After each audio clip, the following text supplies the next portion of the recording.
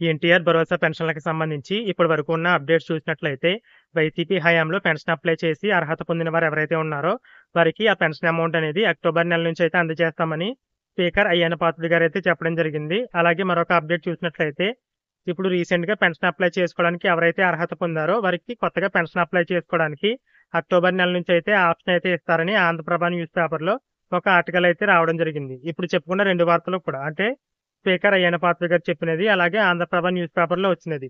ఈ రెండిటికి సంబంధించి ఇప్పటి వరకు ప్రభుత్వం ఎలాంటి అధికారిక ఉత్తర్వులైతే రిలీజ్ చేయలేదు. కేబినెట్ మీటింగ్ తర్వాత దీనికి సంబంధించి వివరాలైతే తెలుస్తాయి. అలాగే మరొక అప్డేట్ చూసినట్లయితే కొంతమంది ఈ నెల పెన్షన్ అమౌంట్ తీసుకోకపోతే వచ్చే నెలలో ఆ పెన్షన్ అమౌంట్ అనేది కలిపి ఇస్తారా అని అయితే అడుగుతున్నారు.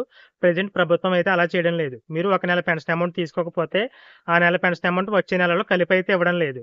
మీరు ఏ నెలకి ఆ నెల మాత్రమే పెన్షన్ అమౌంట్ అనేది తీసుకోవడానికి అవకాశం అయితే ఉంది. అలాగే మరొక అప్డేట్ చూసినట్లయితే పెన్షన్ ట్రాన్స్‌ఫర్. కొంతమంది ఏం చేస్తారంటే పెన్షన్ అనేది ఒక చోట అప్లై చేస్తారు. కానీ వారు ఉపాధి నిమిత్తం వేరే గ్రామానికైతే వలస వెళ్ళడం జరుగుతుంది. అలాంటి వారి కోసం రాష్ట్రంలో ఎక్కడికైనా సరే వారి యొక్క పెన్షన్ అనేది ట్రాన్స్‌ఫర్ చేసుకోవడం కోసం ఏపీ ప్రభుత్వం ఆప్షన్ అయితే తీసుకురావడం జరిగింది.